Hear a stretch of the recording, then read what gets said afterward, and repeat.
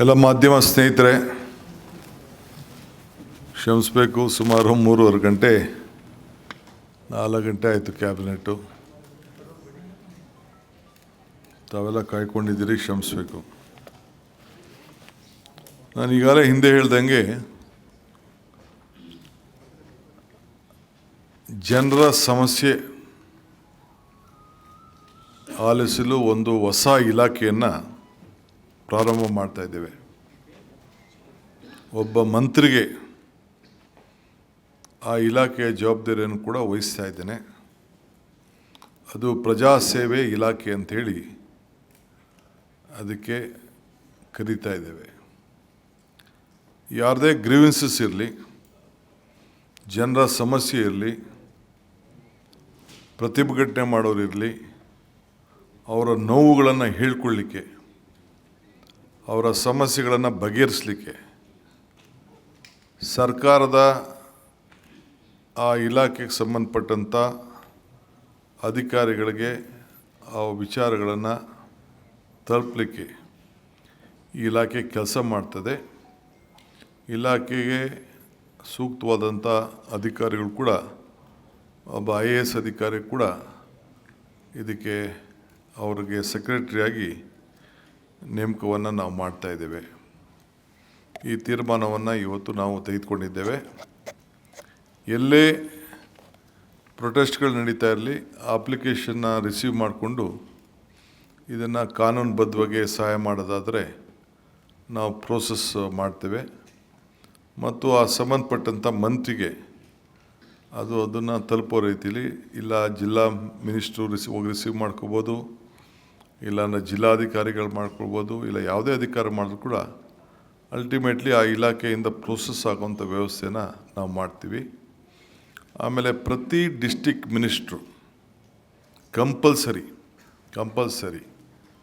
2 ದಿನ 2 ಅಸೆಂಬ್ಲಿ ಕಾನ್ಸ್ಟಿಟ್ಯೂನ್ಸಿಗೆ ಹೋಗಿ ಈ ಒಂದು ಪ್ರಜಾಸೇವೆಯ ಅಭಿಯಾನವನ್ನು ಅವರು ಕಂಪಲ್ಸರಿ ಮಾಡಲೇಬೇಕು. ತಿಂಗಳಿಗೆ 2 ದಿನ, ಮೊದಲನೇ ಶನಿವಾರ, 3ನೇ ಶನಿವಾರ, first Saturday of the month R third Saturday of the month. ರಜಾ ಇತ್ತು ಅಂತಂದರೆ ಅದು ಹಿಂದಿನ ದಿನ ಅವರು ಹೋಗ್ತಾರೆ, ಅಕಸ್ಮಾತ್ ಏನಾದ್ರು ಗೌರ್ಮೆಂಟ್ ರಜಾ ಇತ್ತು ಅಂತಂದರೆ. ಸೊ ಎಲ್ಲ ಮಂತ್ರಿಗಳು ಕೂಡ, ಆ ಶಾಸಕರು ಯಾರು ಆ ಜಿಲ್ಲೆ ಆ ಕ್ಷೇತ್ರದ ಶಾಸಕರು ಇರ್ತಾರೆ, ಅವ್ರನ್ನ ಇಟ್ಕೊಂಡು ಸೊ ಅಲ್ಲಿ ಹೋಗಿ ಈ ಒಂದು ಜನರ ಸಮಸ್ಯೆಗಳನ್ನು ಸ್ಪಂದಿಸಲಿಕ್ಕೆ ಆ ಪ್ರಜಾಸೇವೆ ಅಭಿಯಾನವನ್ನು ಮಾಡ್ತಾರೆ. ಎಲ್ಲ ಇಲಾಖೆಯ ಕೌಂಟ್ರುಗಳು ಕೂಡ ಅಲ್ಲಿರ್ತದೆ. ಆ ಜಿಲ್ಲೆಗೆ ಸಂಬಂಧಪಟ್ಟಂಥ ಎಲ್ಲ ಅಧಿಕಾರಿಗಳು ಕೂಡ ಅಲ್ಲಿರಬೇಕು. ಏನೇನು ಅವ್ರದ್ದು ಗ್ರೀವೆನ್ಸಸ್ ಇದೆ ಮೊದಲೇ ಅವ್ರಿಗೆ ಜನರಿಗೆ ಆ ಮಂತ್ರಿ ಹೋಗೋದನ್ನು ನಾವು ತಿಳಿಸ್ತೇವೆ, ದಿನಾಂಕವನ್ನು ತಿಳಿಸ್ತೇವೆ. ಅಪ್ಲಿಕೇಶನ್ ಕೂಡ ಆ ತಾಲೂಕುಗಳಲ್ಲಿ ಏನು ಆ ತಾಲೂಕಲ್ಲಿ ಅಪ್ಲಿಕೇಶನ್ಸ್ ಇದೆ, ಆ ಅಪ್ಲಿಕೇಶನ್ಸ್ನ ಫಾರ್ಮನ್ನು ಕೂಡ ನಾವು ಮುಂಚಿತವಾಗಿ ಅವ್ರಿಗೆ ತಲುಪಿಸೋವಂಥ ಕೆಲಸ ಮಾಡ್ತೇವೆ. ಬಂದು ಅವರು ಫಿಲಪ್ ಮಾಡಿಬಿಟ್ಟು ತಂದು ಆ ಕೌಂಟ್ರುಗಳಿಗೆ ಅವರೇ ಕೊಡ್ಬೋದು. ಅದನ್ನು ಯಾವ ರೀತಿ ಮಂತ್ರಿಗಳಿಗೂ ಕೊಡ್ಬೋದು, ಶಾಸಕರಿಗೂ ಕೊಡ್ಬೋದು, ಆ ವ್ಯವಸ್ಥೆ ಕೂಡ ನಾವು ಮಾಡ್ತೇವೆ. ಆದಷ್ಟು ಜನ ಬೆಂಗಳೂರು ಬಂದು ಇಲ್ಲಿ ಬಂದು ಕಾಯ್ಕೊಂಡಿದ್ದು ಕೊಡೋದು ಬದಲು, ಅವ್ರ ಸಮಸ್ಯೆಗಳನ್ನು ಹೇಳ್ಕೊಳ್ಳೋದು ಬದಲು ಸರ್ಕಾರನೇ ಅವ್ರ ಮನೆ ಬಾಗಿಲಿಗೆ ಹೋಗಬೇಕು. ನಮ್ಮ ಉದ್ದೇಶ ಎಲ್ಲ ಡಿಸ್ಟ್ರಿಕ್ಟ್ ಮಿನಿಸ್ಟ್ರು ಕಂಪಲ್ಸರಿ ತಿಂಗಳಿಗೆ 2 ದಿನ ಪ್ರತಿ ವಿಧಾನಸಭಾ ಕ್ಷೇತ್ರನೂ ಅವ್ರ ಜಿಲ್ಲೆಗೆ ಏನು ವಹಿಸಿರ್ತೀವಿ ಅವರು ಕಂಪಲ್ಸರಿ ಅವ್ರು ಹೋಗಲೇಬೇಕಾಗ್ತದೆ. ನಾನು ಕೆಲವು ತಾಲೂಕುಗಳಿಗೆ ಆ ರೀತಿ ಪ್ರವಾಸವನ್ನು ಕೂಡ ನಾನು ಕೂಡ ಒಂದೊಂದು ದಿನ ಮಧ್ಯದಲ್ಲಿ ನಾನು ಮಾಡ್ತೇನೆ. This is number 1.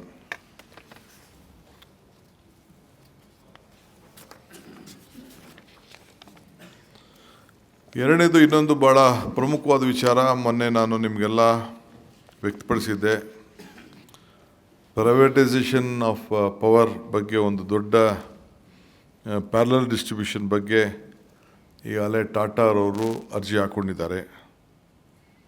ಸೊ ನಾಳೆ KRC ಅವರು ಫೈನಲ್ಲು ಕರೆದುಕೊಂಡಿದ್ದಾರೆ ಏನು ಡಿಸಿಷನ್ ತಗೋಬೇಕು ಅಂತ. ಬಟ್ ನಾನು ಎಲ್ಲ ಎಸ್ಕಾಮ್ಸ್ಗೆ ಸರ್ಕಾರದ ವತಿಯಿಂದ ನಾನು ಅವ್ರಿಗೆ ಹೇಳಿದ್ದೇನೆ, ನಿಮ್ಮ ಅಬ್ಜೆಕ್ಷನನ್ನು ಕಂಪ್ಲೀಟ್ ನೀವು ಹಾಕಬೇಕು, ಸರ್ಕಾರ ಸಮ್ಮತಿ ಮಾಡಲಿಕ್ಕೆ ಆಗುವುದಿಲ್ಲ ಅನ್ನೋದನ್ನು ನೀವು ನಿಮ್ಮ ಎಸ್ಕಾಮ್ಸ್ ಅವರು ನೀವು ತಿಳಿಸ್ಬೇಕು ಅಂತೇಳಿ ಅವ್ರಿಗೆ ಹೇಳಿದ್ದೇನೆ. ಹಿಂದೆ BJP ಸರ್ಕಾರದಂಥ ಇದ್ದಂಥ ಸಂದರ್ಭದಲ್ಲಿ ಭಾಳ ಹಿಂದೆ ಇದಕ್ಕೆ ಲೈಸೆನ್ಸ್ ಹಾಕ್ಕೊಳ್ಳಿಕ್ಕೆ ಒಂದು ಅವಕಾಶವನ್ನು ಕೊಟ್ಟಿತ್ತು. ಆ ಪ್ರಕಾರ ಅವರು ಹಾಕಿದ್ದಾರೆ. ಸರ್ಕಾರದ ಅಭಿಪ್ರಾಯನ ನಾವೆಲ್ಲ ಎಸ್ಕಾಮ್ಸ್ಗೆ ತಿಳಿಸಿದ್ದೇವೆ. KRC ಅವರು ನಾಳೆ ಐ ಥಿಂಕ್ ನಾಳೆನೋ ನಾಳಿದ್ದೋ ಏನೋ ಇದೆ, ಅವರು ತೀರ್ಮಾನವನ್ನು ಅವ್ರು ಏನು ಬೇಕೋ ಅವ್ರಿಗೆ ಬಿಟ್ಟಿದ್ದೇನೆ. ಬಟ್ ನಮ್ಮ ಸರ್ಕಾರದ ಒಪಿನಿಯನ್ನ ನಮ್ಮ ಎಸ್ಕಾಮ್ಸ್ ಯಾರಿಗೆ ಅವರು ಅಪ್ಲಿಕೇಶನ್ ಹಾಕ್ಕೊಟ್ಟಿದ್ದಾರೆ ಅವ್ರಿಗೇನು ಒಪಿನಿಯನ್, ನಮ್ಮ ಸರ್ಕಾರದ ಒಪಿನಿಯನ್ನು ನಾನು ತಿಳಿಸಿದ್ದೇನೆ.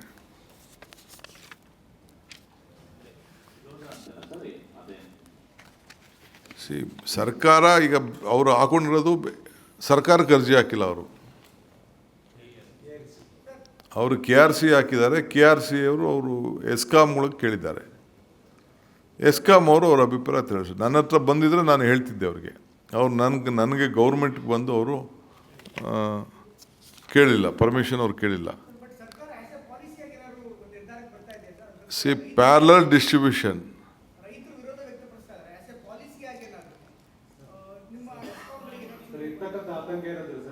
ಬೇರೆ ರಾಜ್ಯಗಳಿಗೆ ಹೋಲಿಸಿದ್ರೆ ನಮ್ಮ ರಾಜ್ಯದಲ್ಲಿ ರೈತರಿಗೆ ವಿದ್ಯುತ್ ಕೊಡ್ತಾ ಇದ್ದೀರಾ, ಗೃಹ ಜ್ಯೋತಿ ಕೊಡ್ತಾ ಇದ್ದೀರಾ. ಹೀಗಿದ್ದಾಗ ನೇರವಾಗಿ ಜನರಿಗೆ ಸಮಸ್ಯೆ. ಈಗ ನಾನು ಅದಕ್ಕೆ ಯಾವುದಕ್ಕೂ ಉತ್ತರ ಈಗ ಹೇಳಕ್ಕೆ ತಯಾರಿಲ್ಲ. I am telling you the policy. ನಾನು ಬೇರೆ ಸಂದರ್ಭದಲ್ಲಿ ನಾನು ಉತ್ತರ ಕೊಡ್ತೀನಿ ನಿಮಗೆ. ಈಗ ನಾನು ಸರ್ಕಾರಕ್ಕೆ ಅವರೇನು ನನಗೆ ಅರ್ಜಿ ಕೊಟ್ಟಿಲ್ಲ, KRC ಕೊಟ್ಟಿದ್ದಾರೆ. KRC ಅವರು ನಮ್ಮವ್ರಿಗೆ ನಿಮ್ಮದು ಒಪಿನಿಯನ್ ಏನು ಅಂತ ನಮ್ಮ ಎಸ್ಕಾಮ್ಗಳು ಕೇಳಿದ್ದಾರೆ. ಎಸ್ಕಾಮ್ ಅವರು ಕೇಳಿದ್ದಾರೆ. ನಾವು ಸರ್ಕಾರದವರು ನೀವು ಇದಕ್ಕೆ ಒಪ್ಪಕ್ಕೆ ಹೋಗಬೇಡಿ, ನಮ್ಮ ಸರ್ಕಾರದ ಸಹಮತ ಇದಕ್ಕೆ ಬರುವುದಿಲ್ಲ ಅನ್ನೋದನ್ನು ನೀವು ತಿಳಿಸಿ ಅನ್ನೋದನ್ನು ನಾನು ಹೇಳಿದ್ದೇನೆ.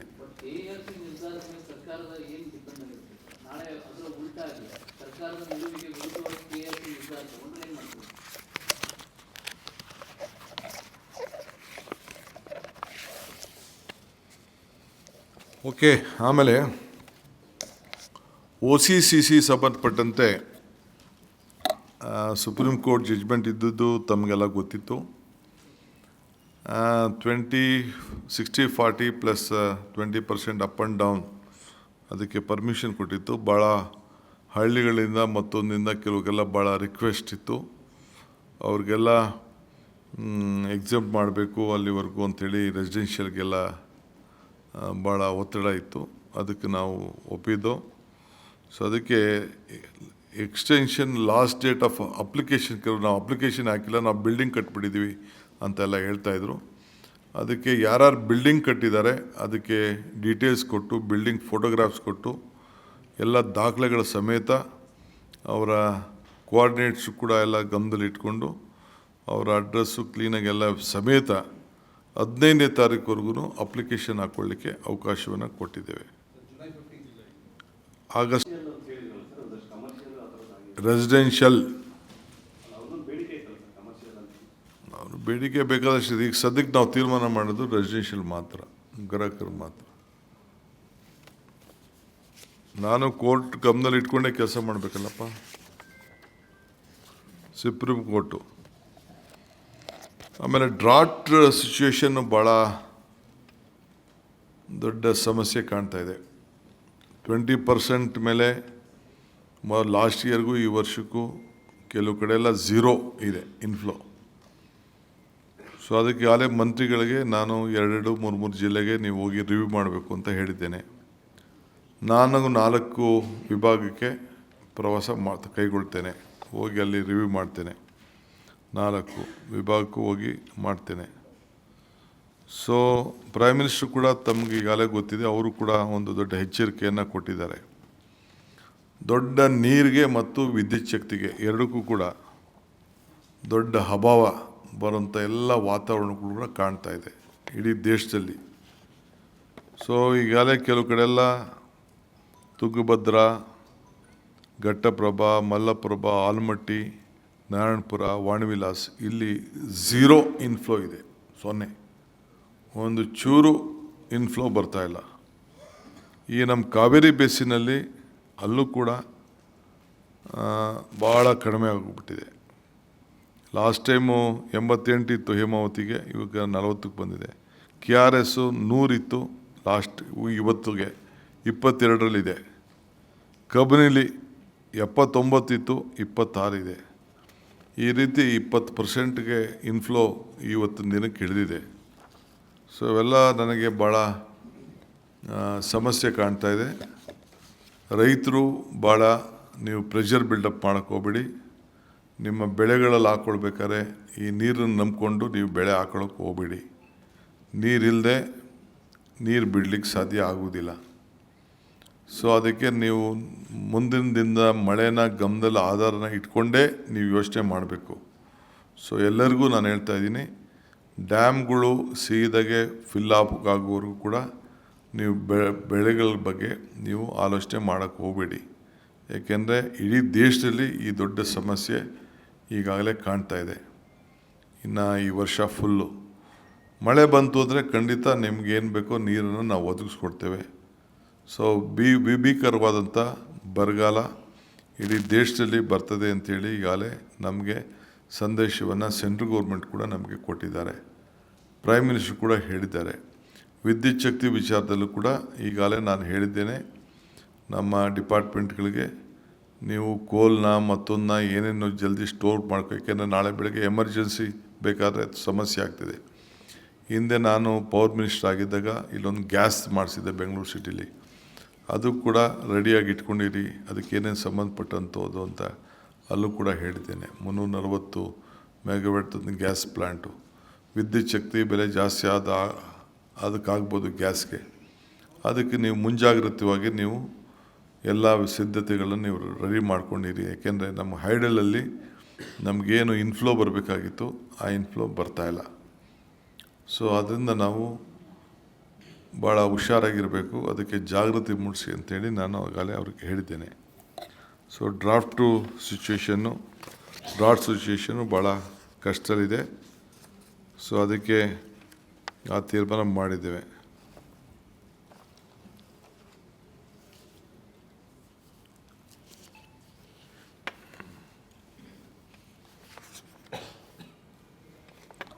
ಆಮೇಲೆ ಅಸೆಂಬ್ಲಿ ಕರಿಬೇಕು.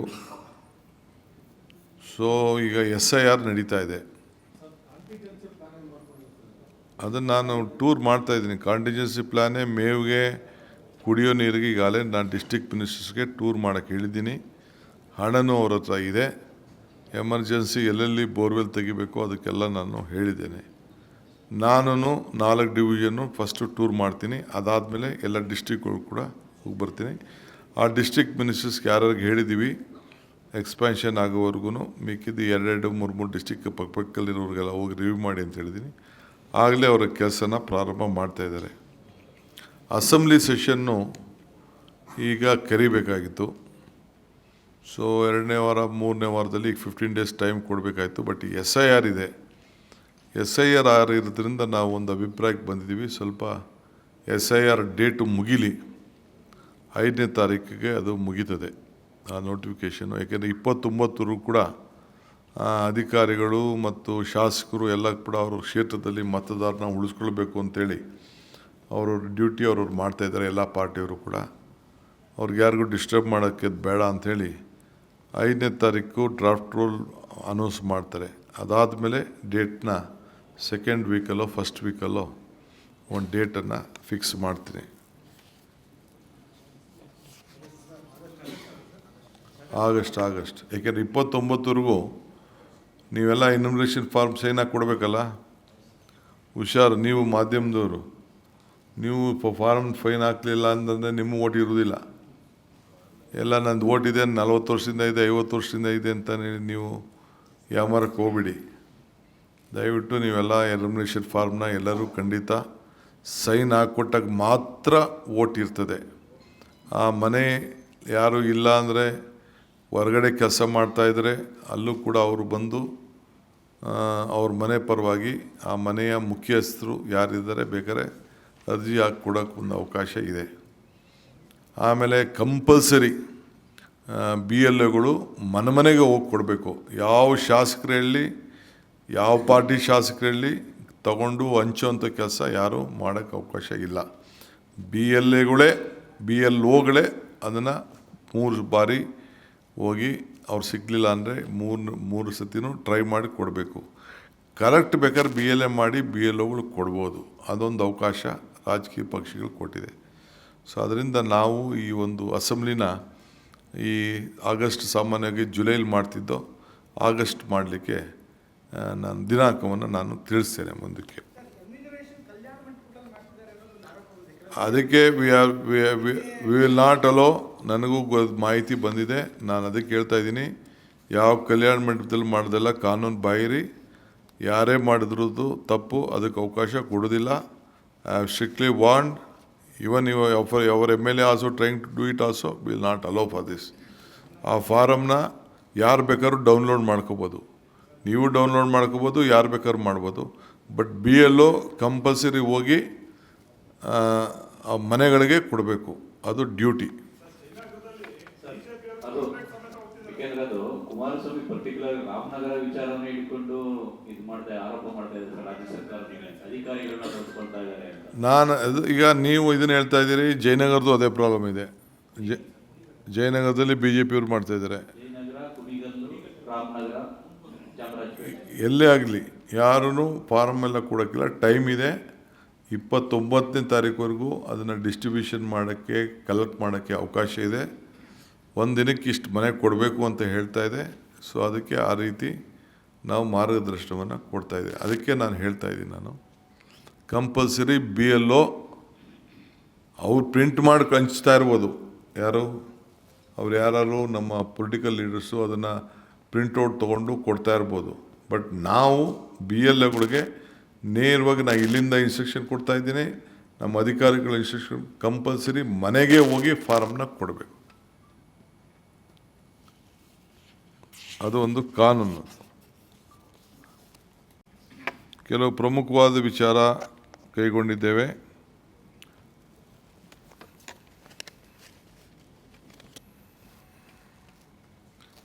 ನಮ್ಮ ರಾಷ್ಟ್ರೀಯ ಅಂಧತ್ವ ನಿಯಂತ್ರಣ ಮತ್ತು ದೃಷ್ಟಿಗೋಸ್ಕರ ಚಿಕ್ಕ ಮಕ್ಕಳಲ್ಲಿ ಸ್ವಲ್ಪ ಸರಿಯಾದ ರೀತಿ ಅವ್ರಿಗೆ ಕಣ್ಣಿನ ಆರೈಕೆ ಸೇವೆ ಮಾಡಬೇಕು ಅಂಥೇಳಿ, ಅದನ್ನು ಬಲಪಡಿಸ್ಬೇಕು ಅಂಥೇಳಿ ಈಗಾಗಲೇ ನಾವು ಒಂದು 26 ಕೋಟಿ ರೂಪಾಯಿ ಹಣವನ್ನು ಅನುಮೋದನೆಯನ್ನು ಕೊಟ್ಟಿದ್ದೇವೆ.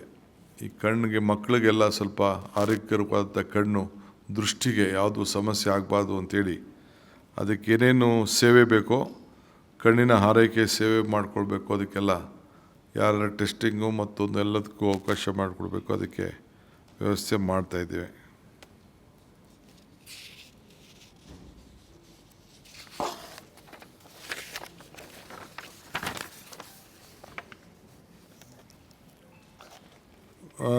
ಬಾಗಲಕೋಟೆ ಜಿಲ್ಲೆ ಬಿಳಗಿ ತಾಲೂಕಿನಲ್ಲಿ ಸೊನ್ನ ಗ್ರಾಮದ ಹತ್ತಿರ ಕೃಷ್ಣಾ ನದಿಯಿಂದ ನೀರನ್ನು ಲಿಫ್ಟ್ ಇರಿಗೇಷನ್ ಮಾಡಲಿಕ್ಕೆ ಘಟ್ಟಪ್ರಭಾ ಹಳ್ಳದಿಂದ ಸುಮಾರು 38ರಿಂದ 44 ಕಿಲೋಮೀಟ್ರ್ವರೆಗೆ ನೀರಾವರಿ ಸೌಲಭ್ಯವನ್ನು ಒದಗಿಸಿಕೊಡಲು ಸುಮಾರು 98.50 ಲಕ್ಷ ಅಂದರೆ 99 ಕೋಟಿ ರೂಪಾಯಿಯಷ್ಟು ಬಿಳಗಿ ಏತ ನೀರಾವರಿ ಯೋಜನೆಯನ್ನು ಸುಮಾರು 7,000 ಎಕರೆಗೆ ಅನುಕೂಲ ಆಗಲು ಇವತ್ತು ಆಡಳಿತ ಅನುಮೋದನೆಯನ್ನು ನಾವು ಕೊಟ್ಟಿದ್ದೇವೆ, ಲಿಫ್ಟ್ ಇರಿಗೇಷನ್ ಸ್ಕೀಮ್. ಮತ್ತು ಗುಲ್ಬರ್ಗದಲ್ಲಿ ವಾಣಿಜ್ಯ ಇಲಾಖೆ ಮತ್ತು ಕೈಗಾರಿಕೆ ಇಲಾಖೆ ವತಿಯಿಂದ ಕೇಂದ್ರ ಹಾಗೂ ರಾಜ್ಯ ಸರ್ಕಾರದ ಜಂಟಿ ಸಹಭಾಗಿತ್ವದಲ್ಲಿ ಒಂದು ಜವಳಿ ಪಾರ್ಕನ್ನು ಮಾಡಲಿಕ್ಕೆ 1,700 ಕೋಟಿ ರೂಪಾಯಿ ವೆಚ್ಚದ ಒಂದು ಯೋಜನೆ. ಈಗ ಫಸ್ಟ್ ಫೇಸಲ್ಲಿ 320 ಕೋಟಿ ರೂಪಾಯಿಗೆ ನಮ್ಮ KDB ಅವರೇ ಅದನ್ನು ಮಾಡಲು ಅನುಮೋದನೆಯನ್ನು ಕೊಟ್ಟಿದ್ದೇವೆ. ಇದಲ್ಲದೆ NGFನಲ್ಲಿ ತಮಗೆಲ್ಲ ಗೊತ್ತಿದೆ, ಒಂದು 60 ಎಕರೆ ಜಮೀನಿದೆ, ಅಲ್ಲಿ ಮರಗಳೆಲ್ಲ ಇದೆ. ಸೊ ನಾನು ಎಲ್ಲೆಲ್ಲಿ ಈ ರೀತಿ ಆಸ್ತಿಗಳಿದೆ, ಮರಗಳಿದೆ, ಎಲ್ಲ ಕಡೆ ಹೊಸ ಪಾರ್ಕ್ಗಳನ್ನು ಡೆವಲಪ್ಮೆಂಟ್ ಮಾಡಬೇಕು ಅಂತೇಳಿ. ಸೊ NGFನಲ್ಲಿ ಟ್ರೀ ಪಾರ್ಕ್ ಫೇಸ್ 1B 2 ಕೂಡ ಒಂದಾಗಲೇ ಆಗಿದೆ. ಅಲ್ಲೊಂದು ಕಲ್ಚರಲ್ ಸೆಂಟ್ರು ಮತ್ತು ಸ್ಪೋರ್ಟ್ಸ್ಗೆಲ್ಲ ಅನುಕೂಲ ಆಗಲಿ ಅಂತೇಳಿ ಅದಕ್ಕೂ ಕೂಡ 26 ಕೋಟಿ ರೂಪಾಯಿ ಅದನ್ನು ಮೀಸಲಾಗಿ ಇಟ್ಟಿದ್ದೇವೆ. ಅದು ಒಂದು ಅವ್ರು ಪ್ರಪೋಸಲ್ ಕೊಟ್ಟಿದ್ದಾರೆ, ಅದಕ್ಕೆ ಕೂಡ ಒಂದು ಅನುಮೋದನೆಯನ್ನು ಕೊಟ್ಟಿದ್ದೇವೆ. ಅಲ್ಪಸಂಖ್ಯಾತರ ಇಲಾಖೆ ವತಿಯಿಂದ ಈ ಬಾರಿ ಕ್ರೀಡಾ ಉಡುಪುಗಳು ಮತ್ತು ವಿದ್ಯಾರ್ಥಿಗಳ ಸಾಮಗ್ರಿಕೆ ಎಲ್ಲ ಮಕ್ಕಳು ಕೂಡ ಸುಮಾರು 33 ಕೋಟಿ ರೂಪಾಯಿದ ಒಂದು ಪ್ರಪೋಸಲ್ ಬಂದಿತ್ತು. ಎಲ್ಲರಿಗೂ ಕೂಡ ಶೂಸು, ಬಟ್ಟೆ, ಯೂನಿಫಾರ್ಮ್ ಕೊಡಲಿಕ್ಕೆ. ಅದು ಕೂಡ ಟೈಮ್ಲಿ ಆಗಲಿ ಅಂತೇಳಿ ಡಿಲೇ ಮಾಡೋದು ಬೇಡ ಅಂತ ಈ ವರ್ಷ ಸ್ವಲ್ಪ ಲೇಟ್ ಆಗ್ತಿದೆ ಅಂತ ಹಿಂದೆ ಎಲ್ಲ ಸ್ವಲ್ಪ ಇತ್ತು. ಅದಕ್ಕೆ ಈಗ ಪರ್ಮಿಷನನ್ನು ಕೊಟ್ಟಿದ್ದೇವೆ.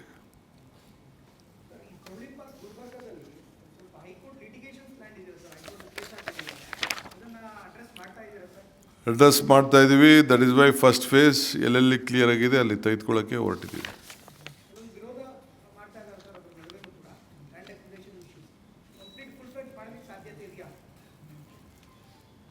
ಈಗ ಫಸ್ಟ್ ಫೇಸ್ ಮಾಡ್ತಾ ಇದ್ದೀವಿ. ಸೊ ವಾಣಿಜ್ಯ ಮತ್ತು ಕೈಗಾರಿಕೆ ಇಲಾಖೆ ದೇವನಹಳ್ಳಿಯಲ್ಲಿ ಏರೋಸ್ಪೇಸ್ ಪಾರ್ಕ್ ಅಲ್ಲಿ ಕಾಮನ್ ಫೆಸಿಲಿಟಿ ಸೆಂಟರ್ಗೋಸ್ಕರ ಅಲ್ಲಿ ಒಂದು ಮಾಡಲಿಕ್ಕೆ, ಏಕೆಂದರೆ ಬೇಕಾದಷ್ಟು ಜನ ಬೇರೆಯವರೆಲ್ಲ ಅದನ್ನು ಉಪಯೋಗಿಸ್ಕೊಳ್ಳಿಕ್ಕೆ ಅಲ್ಲೇನಾದ್ರು ಏರೋಸ್ಪೇಸ್ದು ಎಲ್ಲ ಮಿಷಿನರಿ ಇದನ್ನೆಲ್ಲ ಕಂಪ್ಲೀಟ್ ಎಲ್ಲ ರಿಪೇರ್ಸು ಮತ್ತೊಂದು ಇರೋ ಕಡೆ ಆಗಲಿ ಅಂಥೇಳಿ ಏರ್ಪೋರ್ಟ್ ಪಕ್ಕದಲ್ಲೇ ಅವರು ಪಾರ್ಕ್ ರೆಡಿ ಮಾಡ್ತಾಯಿದ್ದಾರೆ. ಅದಕ್ಕೆ 30 ಕೋಟಿ ರೂಪಾಯಿ. ಅದನ್ನು ಕೂಡ ನಮ್ಮ KDB ಅವರಿಗೆ ಕೂಡ ಅವ್ರ ಕೈಯಲ್ಲಿ ಮಾಡಲಿಕ್ಕೆ ಅದಕ್ಕೆ ಅನುಮತಿಯನ್ನು ಕೊಟ್ಟಿದ್ದೇವೆ.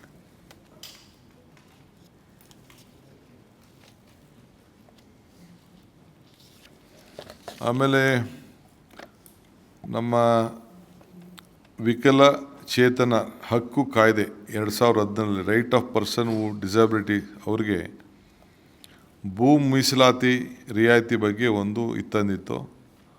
ಅದಕ್ಕೆ 5% ರಿಸರ್ವೇಷನ್ ಅಂತ ಹೇಳಿದ್ದು. ಅದಕ್ಕೆ ಈಗ ನಾವು 2 ಆಪ್ಷನ್ಸ್ ಮಾಡಿಕೊಟ್ಟಿದ್ದೀವಿ ಅವ್ರಿಗೆ. ಒಂದು ಲಿಮಿಟ್ ಮಾಡಿದ್ದೀವಿ, 10% of the value with a maximum of 20 lakh ರೂಪಾಯಿವರೆಗೂ ಕೂಡ ಅದಕ್ಕೆ ರಿಯಾಯಿತಿ ಕೊಡಲು ಇಂಥವ್ರಿಗೇನು ನಾವು ಮಂಜೂರಾತಿಯನ್ನು ಕೊಡಬೇಕಾದ್ರೆ ನಮ್ಮ ಇಂಡಸ್ಟ್ರೀಸ್ ಆ್ಯಂಡ್ ಕಾಮರ್ಸಿಂದ ಅವ್ರಿಗೆ ಆ ಬೆನಿಫಿಟನ್ನು 20 ಲಕ್ಷ ರೂಪಾಯಿವರೆಗೂ ಲಿಮಿಟ್ ಮಾಡಿ ಕೊಡ್ತಾಯಿದ್ದೀವಿ.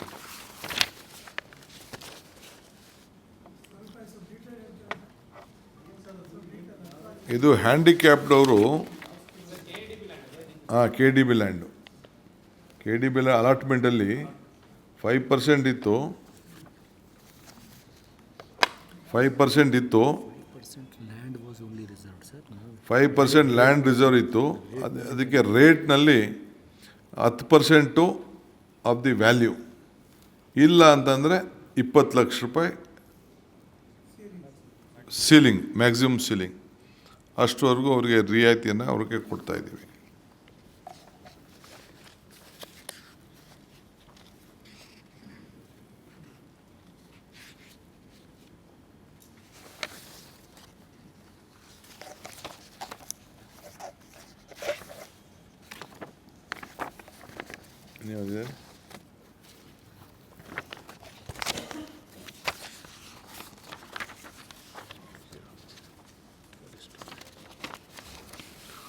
ಆಮೇಲೆ ರಾಮ್ಜಿ ಏನೋ ಸ್ಕೀಮ್ ಇತ್ತು.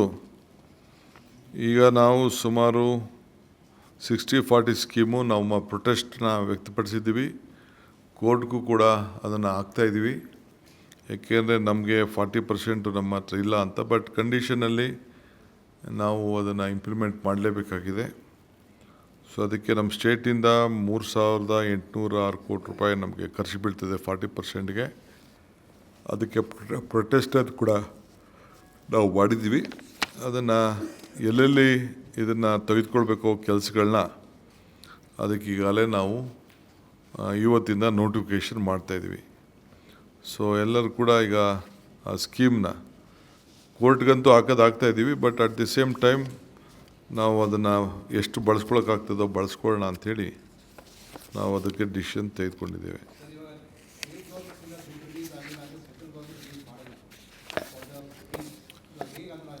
That is why we have said with protest we have accepted and we will go ahead. Of course, administrative approval ಕೊಟ್ಟಿದ್ದೀವಿ ಈಗ. ಆಮೇಲೆ ನಮ್ಮ ಪಂಚಾಯಿತಿಗಳಲ್ಲೂ ಕೂಡ ಎಲ್ಲ ದಾಖಲೆಗಳನ್ನು ಶುದ್ಧ ಮಾಡಬೇಕು ಅಂತ ನಮ್ಮದು ಭೂ ಗ್ಯಾರಂಟಿ ಇದೆ. ಬೆಂಗಳೂರು ಸಿಟಿಲಿ ಯಾವ ರೀತಿ B2A ಮಾಡ್ತಾಯಿದ್ದೀವಿ, ಹಂಗೆ ಪಂಚಾಯಿತಿಲೂ ಕೂಡ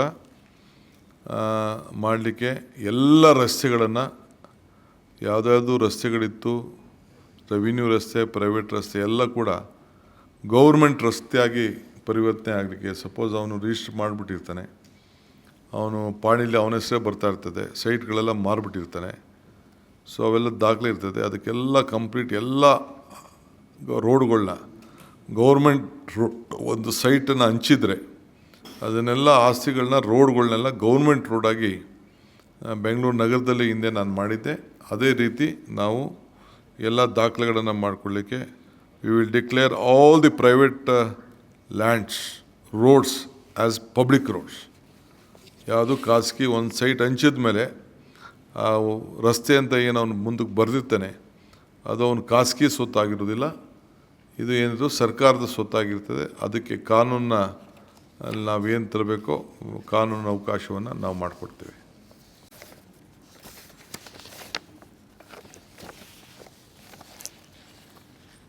ಇಷ್ಟೆಲ್ಲ ಏನೇನು ಓಕೆ. ಆಮೇಲೆ ಸರ್ ಜಿಬಿಎ ಚುನಾವಣೆ ಬಗ್ಗೆ ಚರ್ಚೆ ಆಯ್ತಾ ಸರ್?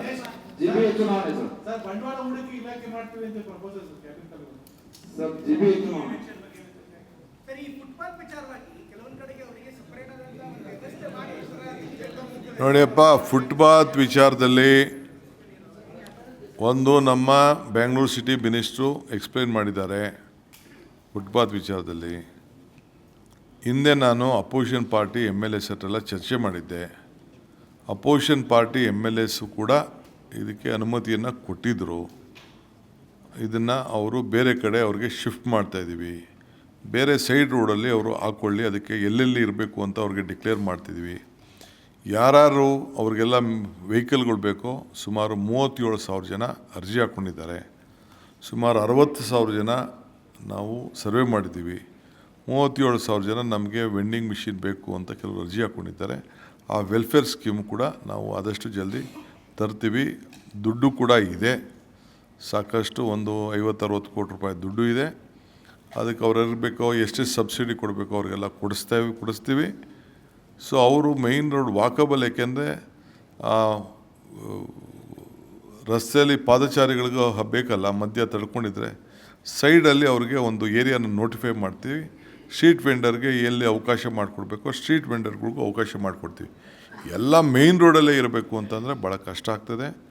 ನಾಳೆ ಬೆಳಗ್ಗೆ ನಾಗರಿಕರ ಸೌಲಭ್ಯ ಕೂಡ ನಮಗೆ ಭಾಳ ಮುಖ್ಯ. ನಾಗರಿಕರಿಂದ ವಿಪರೀತ ಪ್ರೆಷರ್ ಇದೆ. ನಾನು ಕೂಡ ಹಿಂದೆ ಡೆಪ್ಟಿ CM ಇದ್ದಾಗ, ಬೆಂಗಳೂರು ಸಿಟಿ ಮಿನಿಸ್ಟರ್ ಇದ್ದಾಗ ಎಲ್ಲ MLAs ಹತ್ರ ಮಾತಾಡಿದ್ದೀನಿ. ಅವರು ಎಲ್ಲರೂ ಒಪ್ಕೊಂಡಿದ್ದಾರೆ. ಎಲ್ಲ ಸಾಮೂಹಿಕವಾಗಿ ತೆಗೆದುಕೊಂಡಂಥ ಒಂದು ತೀರ್ಮಾನ ಇದು. ಆಮೇಲೆ ಸುಪ್ರೀಂ ಕೋರ್ಟಲ್ಲಿ ಒಂದು ಜಡ್ಜ್ಮೆಂಟ್ ಇದೆ. ಆ ಸುಪ್ರೀಂ ಕೋರ್ಟ್ ಜಡ್ಜ್ಮೆಂಟನ್ನು ಕೂಡ ನಾವು ಇಂಪ್ಲಿಮೆಂಟ್ ಮಾಡ್ತಾಯಿದ್ದೀವಿ.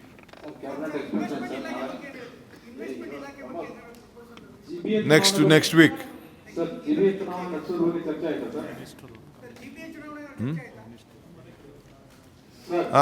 ಆಯ್ತಾ? ಅದ್ರ ಬಗ್ಗೆ ಒಂದು ಸ್ಮಾಲ್ ನಮ್ಮ ಪರಮೇಶ್ವರ್ ನೇತೃತ್ವದಲ್ಲಿ ಯಾವುದು ಜಿಬಿಎ ಚುನಾವಣೆ ಸರ್ ನೀವು ಇನ್ವೆಸ್ಟ್ಮೆಂಟ್ ಇದ್ದೇ ಇದೆ. ಅದಕ್ಕೊಂದು ಹೊಸ ರೂಪ ಬರ್ತಾ ಇದೆ. ಅದಕ್ಕೆ ನಾನೊಂದು ಸ್ಮಾಲ್ ಕೆಲವು ಸಜೆಷನ್ಸ್ ಎಲ್ಲ ಬರ್ತಾ ಇದೆ. ಪರಮೇಶ್ವರ್ ನೇತೃತ್ವದಲ್ಲಿ ಒಂದು 5-6 ಜನದ ಒಂದು ಕಮಿಟಿ ಮಾಡಿದ್ದೀನಿ. ಅವರು ನೆಕ್ಸ್ಟ್ ಕ್ಯಾಬಿನೆಟ್ಗೆ ಅದನ್ನು ರಿಪೋರ್ಟ್ ಕೊಡ್ತಾರೆ. ಎಲ್ಲ ಒಂದು ಕಡೆ ನೀವು SIR ನ ಬಹಳ ಸೀರಿಯಸ್ ಆಗಿ ತಗೊಂಡೋಗಿದ್ದ ಇಲ್ಲ ಸರ್? SIR ಬಗ್ಗೆ ಸೀರಿಯಸ್ ಆಗಿ ತಗೊಂಡಿದ್ದೀರಲ್ಲ ಸರ್? ನೋಡಿಯಪ್ಪ, ನಮ್ಮ ಸರ್ಕಾರದ ಜವಾಬ್ದಾರಿ ಪ್ರತಿಯೊಬ್ಬ ನಾಗರಿಕರಿಗೂ ಕೂಡ ಮತದಾನದ ಹಕ್ಕನ್ನು ಕೊಡಬೇಕು. ಎಲ್ಲ ಪಾರ್ಟಿಯವ್ರಿಗೂ ಕೂಡ ನಾವು ರಿಕ್ವೆಸ್ಟ್ ಮಾಡ್ತೀವಿ. ಎಲ್ಲ ಪಾರ್ಟಿ, ನಾನು ಅದನ್ನೇ ಈಗ ಹೇಳಿದ್ನಲ್ಲ, ಎಲ್ಲರೂ ಕೂಡ ಅವ್ನಿಗೆ ವೋಟನ್ನು ಅವ್ನು ಯಾಕೆ ಕಳ್ಕೋಬೇಕು? ಸೊ ಅವ್ನಿಗೆ ಹಕ್ಕು ಕೊಡಬೇಕಾದ್ರು ಸರ್ಕಾರ ಡ್ಯೂಟಿ. ಅದಕ್ಕೋಸ್ಕರ ನಾವು ಪ್ರತಿಯೊಂದು ವಾರ್ಡಲ್ಲಿ, ಪ್ರತಿಯೊಂದು ಬೂತಲ್ಲೂ ಕೂಡ ಹೆಲ್ಪ್ ಡೆಸ್ಕ್ ಮಾಡಬೇಕು ಅಂತ ನಾವು ಹೇಳಿದ್ದೇವೆ. ಬಟ್ ಆದ್ರೆ ಅಶೋಕ್ ಮತ್ತೆ ಕುಮಾರಸ್ವಾಮಿ ರಾಜ್ಯದ ಅಧಿಕಾರಿಗಳನ್ನ ದುರ್ಬಳಕೆ ಮಾಡ್ಕೊಳ್ತಾ ಇದ್ದಾರೆ ಅಂತ ಅಶೋಕ್ ಮತ್ತೆ ಕುಮಾರಸ್ವಾಮಿ ಆರೋಪ ಮಾಡ್ತಾ ಇದ್ದಾರೆ. ಅಪೋಸಿಷನ್ ಪಾರ್ಟಿ ಇರೋದು ಆರೋಪ ಮಾಡೋಕ್ಕೆ, ನಾವಿರೋದು ಜನರ ಸೇವೆ ಮಾಡೋಕ್ಕೆ. ನಮ್ಮ ಡ್ಯೂಟಿ ನಾವು ಮಾಡ್ತೀವಿ. ಸರ್, ಸಂಪುಟ ಪುನರಚನೆ ಬಗ್ಗೆ ಚರ್ಚೆ ಆಯ್ತಾ ಸರ್? ಸರ್, ಸಂಪುಟ ಪುನರಚನೆ ಬಗ್ಗೆ, ಸಂಪುಟ ವಿಸ್ತರಣೆ ಬಗ್ಗೆ ಚರ್ಚೆ ಆಯ್ತಾ ಸರ್? ಯಾರು? 1 ತಿಂಗಳಾಯ್ತು ಸರ್ ಸರ್ಕಾರ ಬಂದು. ಯಾರದು? ಸರ್ಕಾರ ಬಂದು 1 ತಿಂಗಳಾಯ್ತು ಸರ್. ಯಾರು ಕೇಳ್ತಾ ಇದ್ದು? ಸರ್ಕಾರ ಬಂದು 1 ತಿಂಗಳಾಯ್ತು ಸರ್. ಸಂಪುಟ ವಿಸ್ತರಣೆ ಬಗ್ಗೆ ಏನಾದ್ರು ಚರ್ಚೆ ಆಯ್ತಾ ಸರ್? ಅಲ್ಲಪ್ಪ, ನೀನು ಎಷ್ಟಿಂದ ಮಾಧ್ಯಮದಲ್ಲಿ ಗೊತ್ತು? ಯಾರಾದ್ರು ಕ್ಯಾಬಿನೆಟಲ್ಲಿ ಇದನ್ನು ಎಕ್ಸ್ಪ್ಯಾನ್ಷನ್ ಬಗ್ಗೆ ಚರ್ಚೆ ಮಾಡ್ತಾರಾ? ಪಾರ್ಟಿ ತೀರ್ಮಾನ ಮಾಡ್ತೀವಿ. ಈಗ ಮೋದಿ ಸಾಹೇಬರು ಎಕ್ಸ್ಪ್ಯಾನ್ಷನ್ ಮಾಡೋದನ್ನ ಕ್ಯಾಬಿನೆಟಲ್ಲಿ ಮಾಡ್ತಾರಾ? ಅವ್ರ ಪಾರ್ಟಿ ಹೈಕಮಾಂಡು ಅವ್ರು ಕೂತ್ಕೊಂಡು ಅವ್ರು ತೀರ್ಮಾನ ಮಾಡ್ತಾರೆ. ಸಾರಿಗೆ ಪ್ರಯಾಣ ದರ ಹೆಚ್ಚಳ ಮಾಡೋದ್ರ ಬಗ್ಗೆ ಚರ್ಚೆ ಆಗಿದೆಯಾ? ಆಗಿಲ್ಲ. GBH ಏನಾದ್ರು ಚರ್ಚೆ ಮಾಡ್ತಾರೆ? GBH ಚುನಾವಣೆ ಬಗ್ಗೆ ಸಾರಿಗೆ ವಿಚಾರದಲ್ಲಿ ಅವರು ದೊಡ್ಡ ಗಾಬರಿ ವ್ಯಕ್ತಪಡಿಸಿದ್ದಾರೆ. ಯಾಕೆಂದರೆ ಪೆಟ್ರೋಲ್ ಡೀಸೆಲ್ ಪ್ರೈಸ್ ಎಲ್ಲ ಜಾಸ್ತಿ ಹೋಗಿದೆ. ಅದು ಅವರೊಂದು ಪ್ರಪೋಸಲ್ ಅದೇನಿದೆ ಅಂತ ಕೊಡಿ ಅಂತ ಹೇಳಿದ್ದೀವಿ. ಅದಾದಮೇಲೆ ನೋಡೋಣ. ಅದಕ್ಕೆ ನಾನು ಟೆಕ್ನಿಕಲಾಗಿ ಏನು ಅಂತ, ಎಷ್ಟು ಲಾಸ್ ಆಗ್ತಾಯಿದೆ, ಏನಾಗ್ತಾಯಿದೆ ಅಂತ ವಿತ್ ರಿಪೋರ್ಟ್ ಅವ್ರು ಕೊಡಬೇಕು. ಭಾಳ ಲಾಸ್ ಆಗ್ತಾಯಿದೆ. ಸಿಬ್ಬಂದಿನೂ ನಮಗೆ ಭಾಳ ಇಂಪಾರ್ಟೆಂಟು, ಅವ್ರಿಗೆ ಡಿಪಾರ್ಟ್ಮೆಂಟು ಇಂಪಾರ್ಟೆಂಟು. ಒಂದು ರಿಪೋರ್ಟ್ ಕೊಡಿ ಅಂತ ಹೇಳಿದ್ದೀವಿ. ಕೊಟ್ಟ ಮೇಲೆ ನಿಮ್ಮ ಹತ್ರನೇ ಮಾತಾಡಿ. ನಿಮ್ಮ ಹತ್ರ ಮುಚ್ಚಿಟ್ಟೇನು ಮಾಡಲ್ಲ. ಭೇಟಿ ಕೊಟ್ಟಿದ್ದೀರಾ?